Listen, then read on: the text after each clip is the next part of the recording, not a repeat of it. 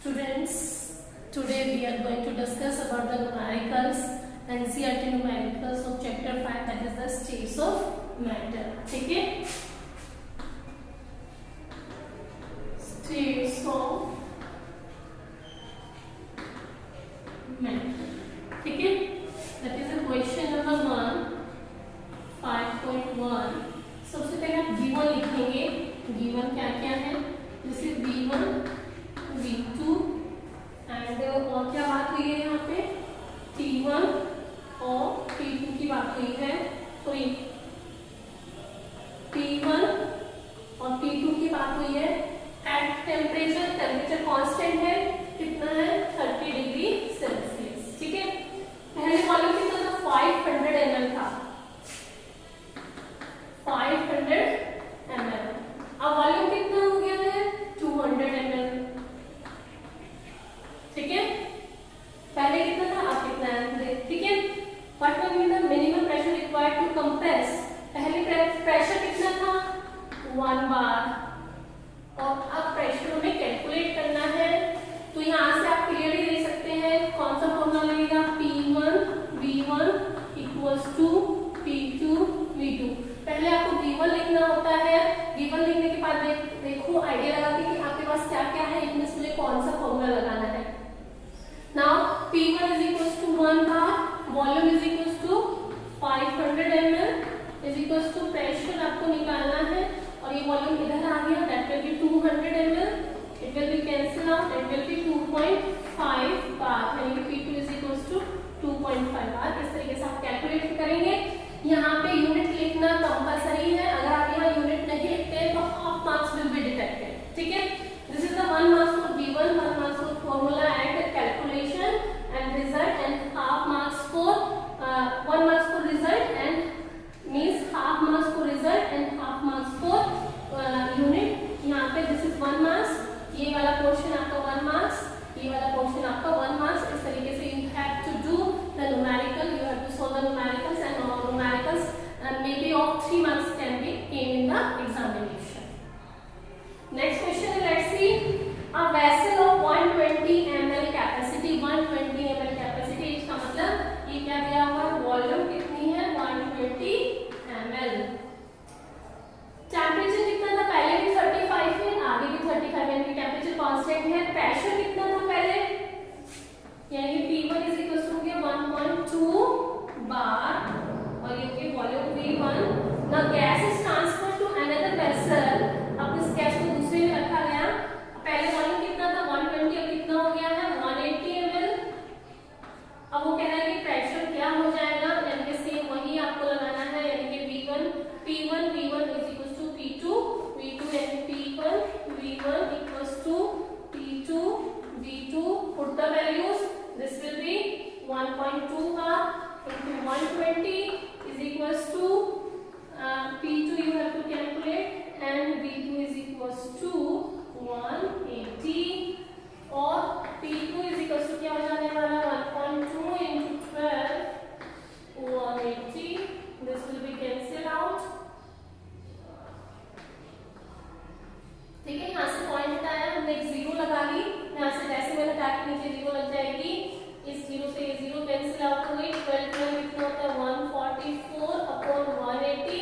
आप इसको डिवाइड कर लीजिए, अचीव द आंसर. इस तरीके से अब मैं आपको बाकी सारे क्वेश्चंस में सिर्फ हिंट्स, यानी कि गिवन और फॉर्मूला देती चली जाऊंगी.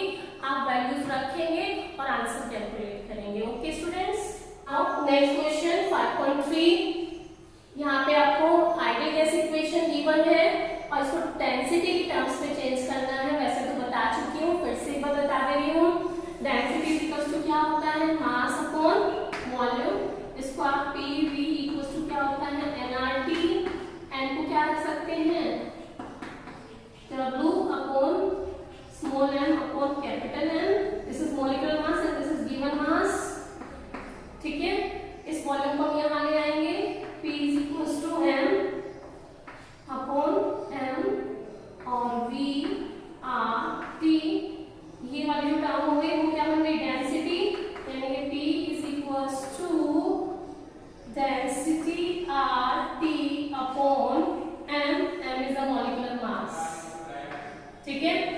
This is the relation between density and pressure in the terms of ideal gas equation.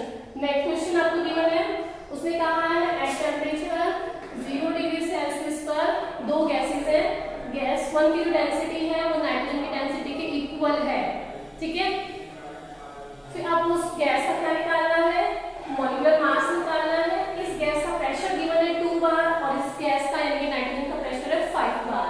अब हम ये वाला रिलेशन लिखेंगे, this is the P gas is equals to pressure of, density के टर्म्स में इसको चेंज कर लीजिए, तो डेंसिटी इज इक्वल्स टू क्या आ जाएगा, ये ऊपर चला गया Pm अपॉन RT, यानी कि हम इसको क्या रखेंगे, density of gas is equals to density of nitrogen, ठीक है।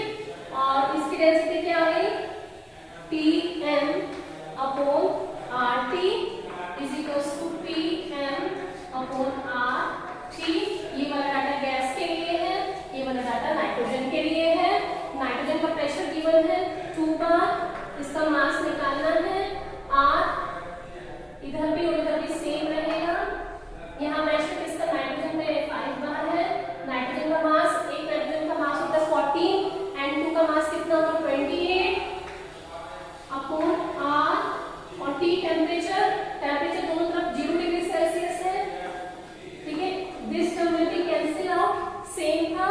Now M is equals to 5 into 28 upon 2. You can calculate the answer from here. Now this is the question number 5.4. Let's see the question number 5.5. Let's see the question number 5.5. They said in the question कि दो gases है, gas A and gas B. Gas A 1 ग्राम है और gas B 2 ग्राम है। Gas A को हमने 27 degree temperature एक flask में लिया, उसमें गैस कितनी थी 1 ग्राम, उसका प्रेशर कितना था 2 ग्राम्स। अब हमने उसी कंटेनर में दूसरी गैस ऐड कर दी, गैस B ऐड की है उसी कंटेनर में। और कितने ग्राम ऐड किए 2 ग्राम्स। अब जो प्रेशर है, टोटल प्रेशर कितना हो गया 3 बार हो गया है, यानी कि पहले कितना था 2 बार और अब कितना हो गया 3 बार, यानी कि प्रेशर B का प्रेशर कितना हो गया 1 बार, यानी कि pressure of A and pressure of B is equal to 3 bar and pressure of A is 2 bar. Now pressure of B becomes 3 minus 2, that is 1 bar, ठीक है। अब they said according to question उन्होंने कहा है कि दोनों का temperature same है, पहले 27 था, अभी 27 है। It means we will apply the consider, हम क्या करेंगे, P is equals to P equals to क्या होता है nRT, ठीक है। अब हम क्या करेंगे, इसको हम चेंज कर लेंगे, P equals to W upon nRT। अब उसने कहा कि टेम्परेचर सेम है, यानी कि temperature of A is equals to temperature of B, यानी कि टेम्परेचर को यहीं लगे, बाकी सारी टर्म्स उधर ले जाइए, यानी कि PVm अपॉन WRT। ये डाटा हो गया आपका गैस A का, और PVm WRT ये वाला डाटा हो गया B का, ठीक है। यहाँ पे A लगा लो, ठीक है। अब टेम्परेचर तो सेम है, टेम्परेचर तो छोड़ दीजिए, गैस कांस्टेंट भी सेम है, छोड़ दीजिए, दोनों एक ही कंटेनर में है गैसेस, उसको भी छोड़ दीजिए, वॉल्यूम भी सेम हो गया, यानी कि आपके पास आ गया pressure into molecular mass upon weight. A का प्रेशर कितना है 2 बार, इसका मॉलिक्यूलर मास आपको निकालना है, और इसका ग्राम्स कितना है 1 ग्राम इज इक्वल्स टू इसका प्रेशर कितना है, प्रेशर ऑफ B का प्रेशर था 1 बार, ठीक है। इसका मॉलिक्यूलर मास आपको नहीं पता है MB, ठीक है। इसका वेट कितना था 2 ग्राम्स था। अब हम उन्होंने कहा है कि रेशियो निकालनी है इन दोनों के मास की, तो ये यहाँ चला गया, इसको यहाँ ले आइए, और यू कैन से इसको यहाँ ले आइए, यानी कि it will be 4 into mass A is equals to MB, and you can say mass of B gas is equals to 4 times of mass of A gas. This is the relation between MA and the molecular mass of gas A and gas B. This is the question number 5.5. Now the question number 5.7. See this question 5.6 नहीं करना है, 5.7 करिएगा। देखिएगा उसने कहा है दो gases हमारे पास मीथेन एंड कार्बन डाइऑक्साइड, ठीक है। तो हमने क्या किया, उन्होंने एक ही कंटेनर में ले लिया उसको। अब वो कह रहा है कि टोटल प्रेशर कैलकुलेट करके बताओ कि मीथेन और कार्बन डाइऑक्साइड का टोटल प्रेशर कितना होगा, ठीक है। तो हम कह रहे हैं पी टोटल यानी कि डाल्टन लॉ पार्शियल प्रेशर लगाएंगे, यानी P total is equal to pressure of methane plus pressure of carbon dioxide. Pressure of methane क्या हो जाएगा, N RT upon V, N की जगह हमने क्या पुट किया W अपॉन M, ये given mass upon molar mass. Same condition हमने यहाँ किया, N को क्या पुट करके W upon M RT upon V। Now methane का मॉलिक्यूलर मास, मीथेन का मास गिवन है 3.2 ग्राम्स एंड कार्बन डाइऑक्साइड का मास भी गिवन है 4.4 ग्राम्स। बाकी घटाकर रखते हैं, देखिएगा this will be 3.2 upon methane, methane का मास होता है कार्बन यानी कार्बन का 12 एंड 4 16 RT। अब क्योंकि एक ही कंटेनर में है उसका गैस कांस्टेंट सेम है, टेम्परेचर सेम है, वॉल्यूम भी सेम है, सब कुछ सेम है, यानी कि अब आपका क्या बचता है यहाँ पर, this will be 4.4 upon 44। CO2 का जो मास आता है मॉलिक्यूलर मास का 44 आता है।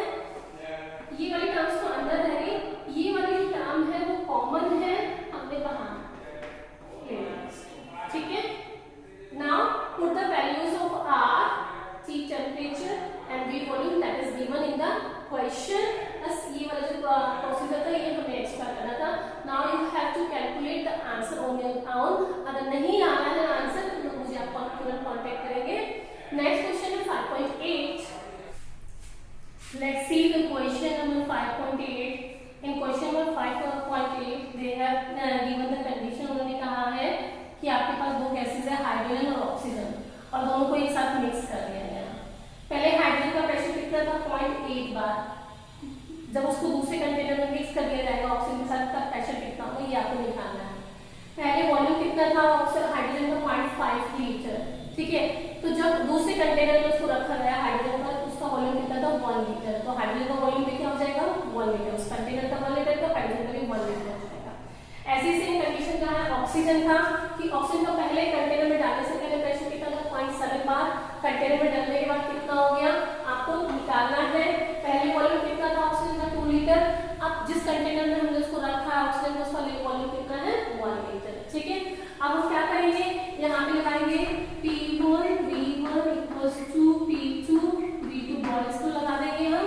बॉयल्स को लगाने के बाद यहाँ से हम P2 की वैल्यू निकाल लेंगे, ठीक है।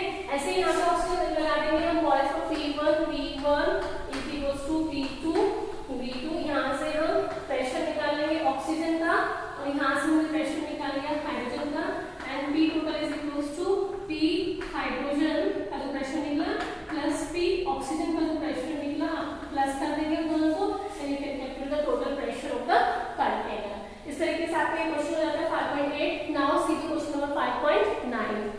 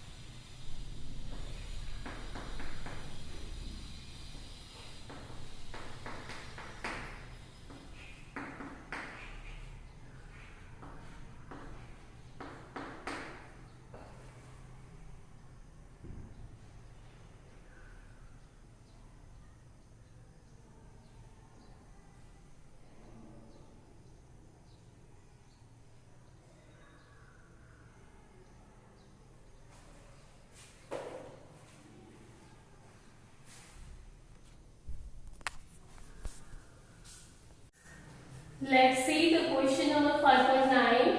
5.9 में उन्होंने कहा है एक गैस थी आपके पास पहले NTP पे यानी कि नॉर्मल रूम टेम्परेचर पर, और फिर उसको बताना है कि उसकी डेंसिटी STP पर कितनी हो जाएगी। पहले NTP पे प्रेशर देखो, STP का मतलब होता है स्टैंडर्ड टेम्परेचर एंड प्रेशर।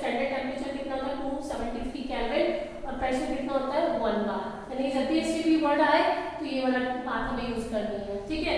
अब उसमें पहले प्रेशर कितना था 2 बार, टेम्परेचर पहले कितना था 27 डिग्री सेल्सियस मतलब 300 केल्विन, ओशन डेंसिटी कितनी थी 5.46। अब जब टेम्परेचर कितना हो गया 273 केल्विन हो गया है, प्रेशर 1 बार हो गया, तो डेंसिटी कितनी हो जाएगी, हमें ये चीज निकालना है, ठीक है। तो हम क्या करेंगे, this is the density P1 m1 upon RT, density वाला रिलेशन ले लिया हमने, ये 2 हो गया, हमने D1 अपॉन D2 रख लिया, यानी कि this term upon this term रख लिया। अब यू आप देख सकते हो कि गैस, ये R गैस कांस्टेंट है, it will be cancel out, क्योंकि सेम गैस पहले एनटीपी पे थी फिर एसटीपी पे चली गई, यानी कि मास सेम है, वो भी कैंसिल आउट हो गया। तो हमारे पास क्या बचता है P1 upon T1 upon P2 upon T2, इस वाली टर्म को ऊपर ले जाएंगे तो ये उल्टा हो जाएगा, यानी P1 upon T1 into T2 upon P2, ठीक है।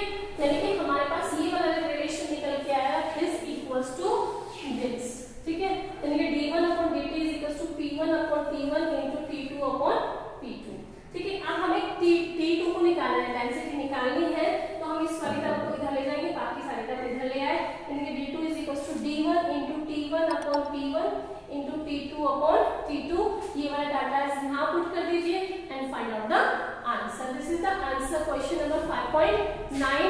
ध्यान रखिएगा, यूनिट लिखना कंपलसरी है, जैसे अब डेंसिटी की यूनिट कितना है, यहाँ पे ग्राम्स पर डेसीमीटर क्यूब, तो यहाँ पे क्या यूनिट है, ग्राम्स पर decimetre cube. Next question is 5.10, उसमें आपको क्या कहा है, आपके पास फास्फोरस है, कितने ग्राम फास्फोरस है, 0.062 ग्राम फास्फोरस है। फास्फोरस का मास आपको निकालना है, मॉलिक्यूलर मास, टेम्परेचर कितना है 819 केल्विन, प्रेशर कितना है 0.1 बार, वॉल्यूम कितना है 34.05 ml। अब we know that PV equals to nRT, n आप यहाँ रख लीजिए, तो this is PV upon RT, n को क्या लिख सकते हैं W अपॉन m, यानी given mass upon molar mass. Molar mass आपको निकालना तो इधर ले जाइए, बाकी को एक तरफ रख लीजिए, क्योंकि molar mass is W RT upon PV। W is given how much 0.0625, R 8.314, T 819 Kelvin, P pressure 0.01, and this will be 34.05 ml. In this way, you can calculate the molecular mass of phosphorus from here.